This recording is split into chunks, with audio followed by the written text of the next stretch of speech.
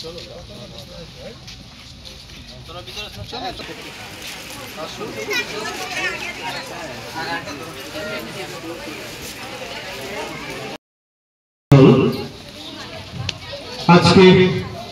এই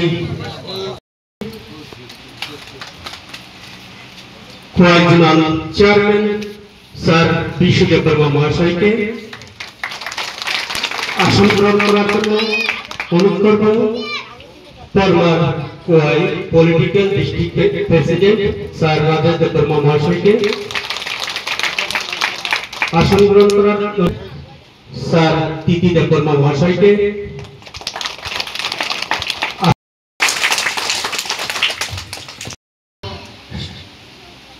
অরুণ গুপ্তা মহাশয়কে।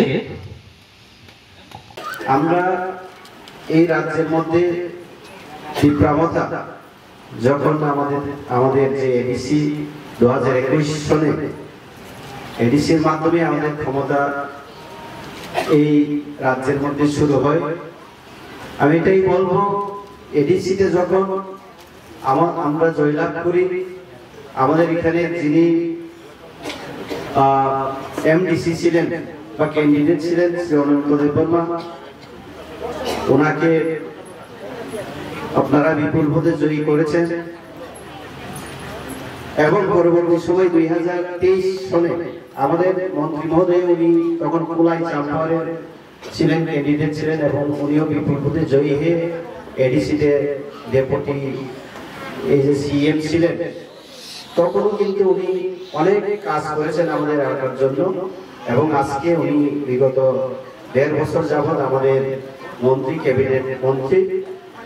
সেই থেকে আপনারা দেখবেন আগে যে সরকার ছিল এই পিপরামাথা যোগ দেওয়ার আগে বা বিগত 5 বছরে যেখানে জোট সরকার ছিল এবং এই জোট সরকার আমাদের পিপরামাথা যোগদান নেওয়ার পর এটার মধ্যে একটা অনেক বড় একটা পার্থক্য দেখা যায়। কারণ আমরা যখন এই রাজ্যের মধ্যে পিপরামাথা সরকারের বা এডিসির মাধ্যমে বা রাজ্য সরকারের মধ্যে আছে, আপনারা দেখবেন এটাই আমি আপনাদের সঙ্গে তুলে ধরছি, আমাদের মধ্যে কিন্তু জাতিগত আমরা পিপরাসা আপনারা বা অন্য বাঙালি বা এরকম এই ধরনের আমাদের মধ্যে কোনো মানসিকতা আপনারা দেখতে পারবেন। আমরা কিন্তু পিপরামাথা এবং আমাদের মাননীয় মন্ত্রী বা আমাদের যারা ইএম আছেন কোনোদিন কোনো জাতি গোষ্ঠীর উপরে আমাদের কোনো এরকম ইয়ে নেই। ওনারা অন্য জাতির লোক, আমরা পিপরাসা, আমরা কেন তাদেরকে আমরা ইয়ে করব, দেখবো তাদের উন্নয়ন কেন করবো? আমরা কিন্তু এই ধরনের কোনো মানসিকতা নিয়ে আমরা এই রাজ্যের মধ্যে সরকারে আছেন। আমরা চাই আমরা সবাই এই যে আশ্রমবাড়ি এলাকা এখানে সব এডিসি অঞ্চলে একমাত্র একটা গ্রাম পঞ্চায়েত আছে যেটা সিপাহীগঞ্জ, এটা বাদ দিলে সব এডিসি এলাকায় আমরা বসবাস করি এবং আপনারা দেখবেন এই এডিসি এলাকায় যারাই ক্ষমতায় ছিলেন আগে তাদের চেয়ে আমরা কয়েকদিন বা কয়েক বছর আমাদের 2021 থেকে 4 বছর হয়েছে আমাদের সরকার, সেই সরকারের যে কাজকর্ম এবং আপনাদের সঙ্গে আমাদের যে সম্পর্ক এটা কিন্তু অনেক অনেক পার্থক্য আছে। আপনারা দেখবেন এই যে মন্ত্রী হলেন উনি কিন্তু শুধু আসামবাড়ির জয়লাভ করেছিল, আসামবাড়ির মন্ত্রী না, উনি সারা ত্রিপুরার মন্ত্রী, উনি সারা ত্রিপুরায় ওনাকে যেতে হয়, কিন্তু তারপরেও এই এলাকায় আপনাদের সঙ্গে আপনাদের সুখ দুঃখ জানার জন্য উনি সময় করে এইভাবে বিভিন্ন প্রোগ্রাম এখানে আপনাদের শুধু এই বনবাজারেই নয় বিভিন্ন জায়গাতে উনি প্রোগ্রাম করে যাচ্ছেন এবং বিভিন্ন জায়গাতে ওনার মাধ্যমে বিভিন্ন উন্নয়নমূলক কাজ দিকে দিকে হচ্ছে। আপনারা দেখবেন আগে এই আশ্রমবাড়ি এলাকায় রাস্তাগুলি কেমন ছিল এবং আজকে কি হয়েছে আপনারা এই দিক দিয়ে একটু অনুভব করতে পারেন। আপনারা দেখবেন এই রাস্তাগুলি কিভাবে এত তৈরি করে এত তাড়াতাড়ি এভাবে ভালো হয়ে গেছে। এটা এই মন্ত্রীর উদ্যোগে, উনি মন্ত্রীর অফিসে বসে অফিসিয়ালদের অফিসার বিভিন্ন দপ্তরের অফিসারদের নির্দেশ দিয়ে এই যে কাজগুলি তাড়াতাড়ি করার জন্য তিনি নির্দেশ দেওয়ার ফলে কাজগুলি তাড়াতাড়ি হয়েছে। তো এইভাবে অনেক কাজ বা ওনার মাধ্যমে যে হচ্ছে, উনি বলবেন আপনাদের জন্য ওনার কি পরিকল্পনা রয়েছে, এই এলাকার জন্য কি কি উনি কাজ করতে চান, ওনার মুখে আপনারা আজকে শুনবেন। তো এটাই আমরা চাই, আমরা থানচা অথবা একতাবদ্ধ থাকতে। আমরা জানি এখানে বিগত সরকার সিপিএম এর সরকারও আপনারা দেখছেন, কিন্তু সিপিএম এর সরকার যখন ছিল এবং বর্তমানে আমাদের যে সরকার আছে তার সঙ্গে অনেক পার্থক্য। আপনাদের সঙ্গে আমাদের, আমি এটাই বলবো, জাতিগত এখানে কোনো ভেদাভেদ নেই, কোনো ক্লেশ, কোনো গন্ডগোল এই যে বিগত কয়েক বছর যাবৎ তীব্রামথা আসার পরে আপনারা দেখতে পারবেন না, কইতে পারবেন এখানে তীব্রামথা আসার ফলে গন্ডগোল হয়েছে, জাতি উপজাতির মধ্যে এখানে বিভেদ হয়েছে, এইগুলি কিন্তু আপনারা দেখতে পারবেন। আমরা কিন্তু কোন জাতি গোষ্ঠীকে নিয়ে আমরা এখানে সংগ্রাম করি। আমরা সবাই, আমরা যারা পিছিয়ে পড়া, যারা আমরা বঞ্চনা, সেই অংশের লোকেদের জন্য আমরা সংগ্রাম করি এবং লড়াই করছি। এবং আমাদের মন্ত্রী সাহেব সব সময় আমাদের এই লোকের জন্য উনি সব সময় উনি চিন্তা ভাবনা করেন। তো আমি বেশি দীর্ঘায়িত করব না, এটাই বলবো আমরা একতাবদ্ধ থাকতে। সামনে হয়তো আমাদের ADC election, village committee election হইতে পারে, এইখানে আপনারা সজাগ থাকবেন। আপনারা আগে কাকে ভোট দিয়েছেন, কাকে নির্বাচিত করেছেন, এইগুলি বলে যাবেন। আমি আপনাদের অনুরোধ করব, কেননা এই যে তীব্রামথা চাই আপনাদের শুধু ভোট নিয়ে, আপনাদের কাছে শুধু ভোট নিয়েই আমরা থাকবো। আপনাদের উন্নয়ন যে করার যে আমাদের মানসিকতা আপনারা এই কয়েক বছর আপনারা দেখছেন, সুতরাং আপনারা তীব্রামথার সঙ্গে থাকবেন এবং তীব্রামথা আমরা সবাই আপনাদের সঙ্গে আছেন। আপনাদের সুখে দুঃখে, আপনাদের যে কোনো সমস্যায় এইগুলি আপনাদের আমরা কথা দিচ্ছি। সেই জন্য আমাদের যে সামনে যে কোনো নির্বাচন হোক, আমরা থানচা অর্থাৎ একতাবদ্ধ হয়ে সবাই জাতীয় উপজাতি যাই আছে সবাই আমরা যেন এখানে থানচা বা একতাবদ্ধ ভাবে তীব্রামথার সঙ্গে আপনারা এইভাবে সব সময় আপনারা একসঙ্গে কাজ করবেন। এবং এইভাবে আমাদের মন্ত্রী সাহেবকে আরো দীর্ঘদিন এখানে মন্ত্রিত্ব করার একটা সুযোগ দিয়ে আমাদের আসাম বাড়িতে একটা মডেল, একটা বিধানসভা কেন্দ্র, একটা সুন্দর একটা বিধানসভা, ত্রিপুরার মধ্যে একটা আদর্শ একটা বিধানসভা কেন্দ্র, উন্নয়নের একটা জায়গা এই আসাম বাড়ি কেন্দ্রকে আমরা গড়ে তুলতে পারি, সেই জন্য আপনাদের কাছে আমি অনুরোধ রাখি। তো এতটুকু বলেই আমি আজকে আমার সংক্ষিপ্ত বক্তব্য এখানে শেষ করছি। সবাইকে নমস্কার, ধন্যবাদ এবং মন্ত্রী মহোদয়কে আরো বিশেষভাবে ধন্যবাদ। মনে করলাম যে জনগণের কাজ করি, ঠিক আছে, রাস্তা নাই, রাস্তার কথা বলি, পানীয় জলের কথা আসে আমার কাছে, আমি এটাও বলবো। স্কুল তৈরি, যেমন আশারামবাড়ি এলাকায় একটা নতুন বিল্ডিং হবে, এটা আপনারা জানেন, 25 কোটি টাকায় ওইখানে একটা নতুন বিল্ডিং হবে। বন বাজারের জন্য একটা মাস্টার প্ল্যান তৈরি করার জন্য চিফ ইঞ্জিনিয়ার কে আমি বললাম, এক্সিকিউটিভ ইঞ্জিনিয়ারকে দায়িত্ব করলেন যে ভারতবর্ষের শেষ সীমানা বন বাজার, এত সুন্দর জায়গা, এখানে একটা ভালো বাজার তৈরি করতে মিনিমাম 10 কোটি টাকা খরচ করে এই বাজার সুন্দর করে তোলার লক্ষ্যে আমি ইঞ্জিনিয়ার মহোদয়কে বললাম যে আপনি মাস্টার প্ল্যান তৈরি, এটা হবে। আমি যখন নির্বাচনে দাঁড়াইলাম আপনাদের কাছে বললাম যে রাস্তা ঠিক করলাম, স্কুল হবে, স্কুল নতুন ঘর হবে, বাছাই বাড়ি, বেহালা বাড়ি, আসারাম বাড়ি, প্রতিটি জায়গায় যে সমস্ত পুরনো বিল্ডিং, এইগুলো আমরা পুরান বিল্ডিংটা ফালায় নতুন বিল্ডিং তৈরি করতে চেষ্টা করতেছি। এটা আপনাদের ভোটের ফলাফল মন্ত্রী এবং মানুষের মধ্যে যোগাযোগ রক্ষা করতে। আমি আমার যারা ভোট দিচ্ছে তাদের চেহারা যদি আমি না দেখি, এটা ঠিক না। ডেইলি না আসতে পারি, মাসে একদিন না আসতে পারি, অন্তত 6 মাসে একদিন আমাদের দেখা সাক্ষাতের দরকার। আমি নিজে আইনি, নেতারা আমাকে বলেন নাই। আমি কইলাম যে আসারাম বাড়ি বা এই বনবাজার এলাকার আমাদের সাধারণ যারা সমর্থক তাদের সাথে আমরা অন্তত দুপুর বেলায় একটা জায়গায় সবাই, আমিও কিছু অল্প ঢাল ভাত খাবো। এটা আমার ব্যক্তি ইচ্ছা। ভোটার এবং মন্ত্রী জনপ্রতিনিধির মধ্যে যোগাযোগ থাকতে হবে। আমি এখানে মহিলাদের যখন দেখলাম, আমি জানি আপনারা বুঝতেছেন আমি যা কথা কইতেছি আপনারা বুঝতে পারতেছেন তো না? এই মহিলাদের আগামী ডিসেম্বর 15 তারিখের আগে আরেকটা প্রোগ্রাম আমরা করব, যে সমস্ত এই মহিলাদের শাড়ি বিতরণের একটা প্রোগ্রাম আমরা করব।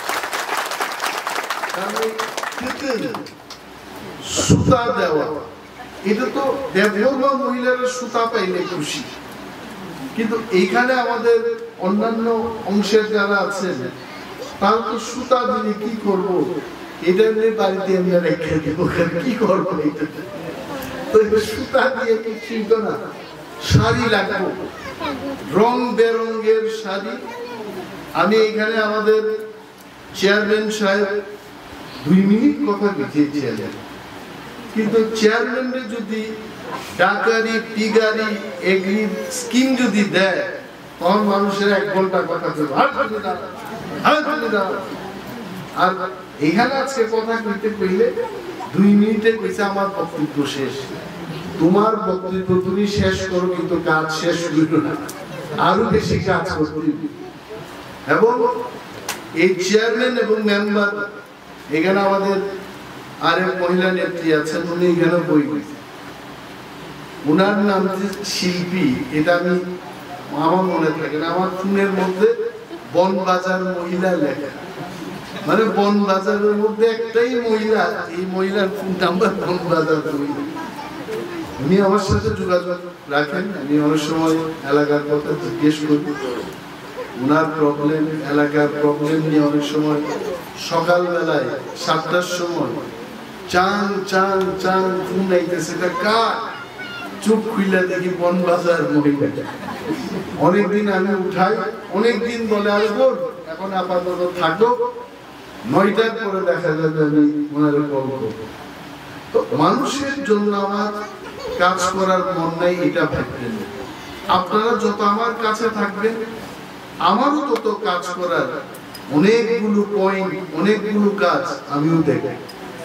এই কারণে আমি কইতেছি, খেতে দিলে মহিলারা সন্তুষ্ট হতে হবে।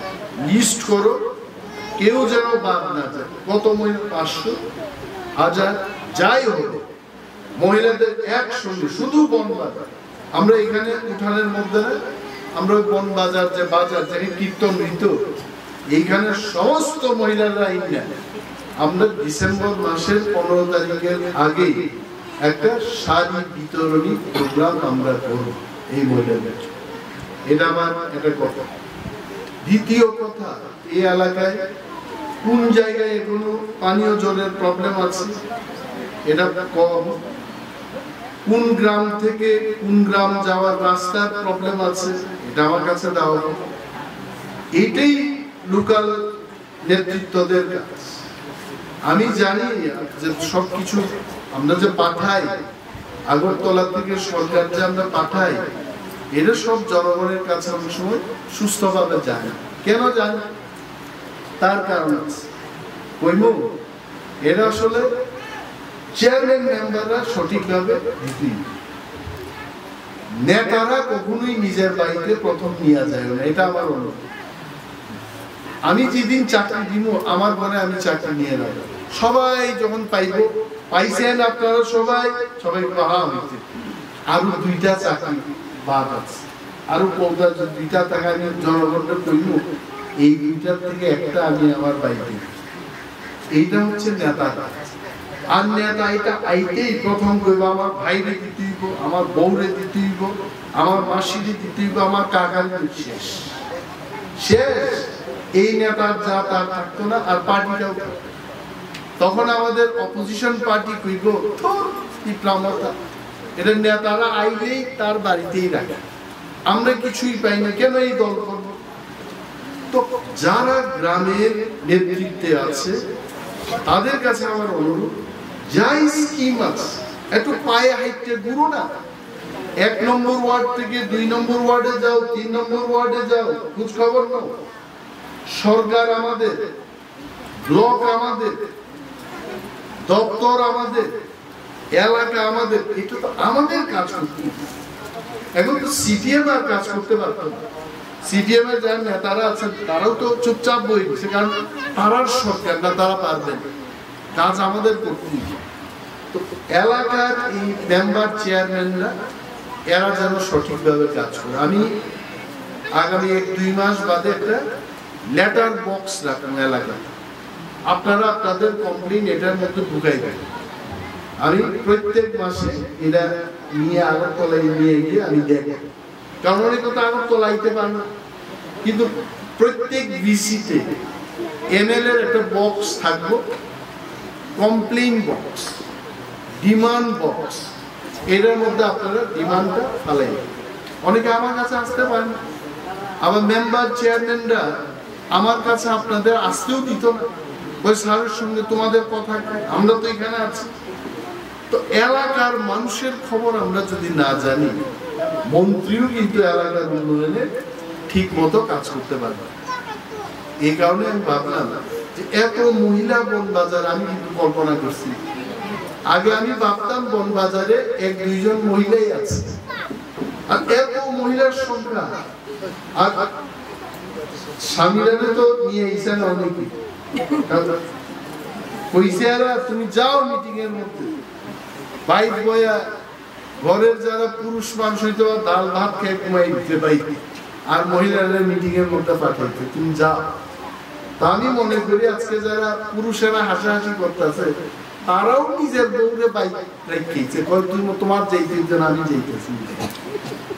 তার মানে এখানে যা লোক আছে এটা ডাবল লোক আজকে এই মিটিং এ। তো বনবাজার কেন উন্নয়ন হবে না? বনবাজার অবশ্যই আমাদের, এখানে আমি চেষ্টা করব, ফরেস্ট দপ্তরকে বলবো এখানে বাংলাদেশ ভিউ রিসর্ট করা যায় কিনা। এখানে জল আছে না, জলের লেক আছে, এই লেকের চারপাশে কয়েকদিন আগে আমাদের জোনাল চেয়ারম্যান বিশু দেববর্মা আমাকে কইল যে বনবাজারে বাংলাদেশ ভিউ, অর্থাৎ ইন্ডিয়াতে থাকা বাংলাদেশ একটু দেখা, এটার মধ্যে দূরবীন বা এই সমস্ত হাই লেভেল ক্যামেরা দিয়ে বাংলাদেশের বিভিন্ন জায়গা দেখে। এটাই মানুষ পাগলই, বনবাজার যাই মুখেরে বাংলাদেশ দেখতাম, বাংলাদেশ ভিউ। এখানে হোটেল হবে, কটেজ হবে, এখানে অনেক ভূমিজ, এরা ভাত রান্না করে দিব, ডালের বড়া করে দিব, সকালবেলায় চা কফি বিক্রি করবো, এটাও তো একটা রোজগার। আমরা যে বর্ডারে আছি, গরু সুরে ফিটলেই হইতো না, বর্ডারে থাইকা বর্ডারের সুযোগ সুবিধা নিতে হইব। আমি অনেক মানুষের বলতে শুনি আগরতলায় বাংলাদেশটা যেন একটু কাঁটা তারের বেড়ার কাছাকাছি গিয়ে যদি দেখতে পারতাম। অনেকের আফসোস আছে, আমরা এরা বাংলাদেশ দেখে অভ্যস্ত, এই যে আই বর্ডার দিয়ে তো এইদিকে বেলছড়া বাংলাদেশ আমরা দেখি প্রায়, আমাদের বিয়ের সাথে দাঁড়িয়ে থাকি। তো যারা বাংলাদেশ ভিউ দেখতে চায়, অবসর বিনোদন করতে চায়, বনবাজার কিন্তু এদের জন্য উৎকৃষ্ট জায়গা, এটারে আমাদের ডেভেলপ। কিন্তু এখানে যারা যুবকরা আমার কাছে আইতি, তোমাদের হাতে এটা তুলে দাও, সরকার এটা তৈরি করবো, কইলে এটা সঞ্জীবের কাছে তুলে দেব। আর কি জানি এখানে কি রায় দেবে, তোমার নাম জানি কি, বাপন। বাপনের এই মুখটা দেখে আমার নামটাই তার মনে থাকে। আমার সবাই জিগায়, ওই যে পাতলাইলা একটু চাপদারি আছে, এই ছেলেটার নাম কি, অনেকে কয় তাপস, আরে দোষ তাপস না। এরপরে আমার ঠেতানি শুনে দিব কয় না এটা দীপক, কই দীপক, এর নাম তো বাপন। তো এই বাপনের মতো যারা যুবক, এদের হাতে এরকম রিসর্ট তৈরি করে আমাদের তুলে দিতে। তো এই উদ্যোগ আমাদের দিতে হবে। শুধু আমরা পলিটিক্যাল প্রোগ্রাম করলাম, ভোটের কথা কইলাম, নির্বাচনের কথা কইলাম, স্লোগান দিলাম, এটা তো হবে। আমাদের কাজ করতে হবে। এবং মহিলারা কি চায়, আমি মহিলাদের জন্য একটা জিনিস কইতেছি। ধরেন এক সপ্তাহ হঠাৎ করে পারবো যে জানুয়ারি মাসের দিকে একটা সংস্থা আইতেছে এখানে মেহেলা। এই মেহেলা সংস্থাকে আমি বললাম যে আমার আসারাম বাড়ি কেন্দ্রে এই শাড়ি টাড়ি বোনার জন্য এরা কাজ করে। এরা এখানে একটা ছোটখাটো একটা ইউনিট খুলুক, যাতে করে 50 থেকে 100 জন মহিলা একটা ক্লাস্টারে তারা কাজ করে। এরা আসবে কি?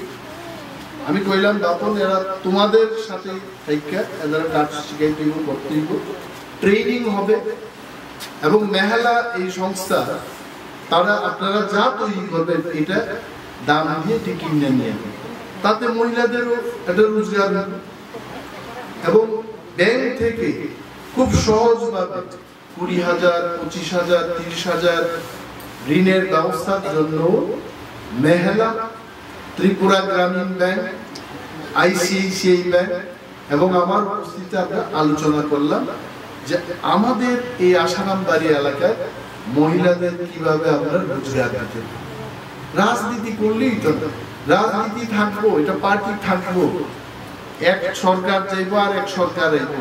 আগে CPM আসলে উঠে গেছে, এখন আমরা আছি, আমরাও কি চিরজীবন থাকবো না এটার মধ্যে।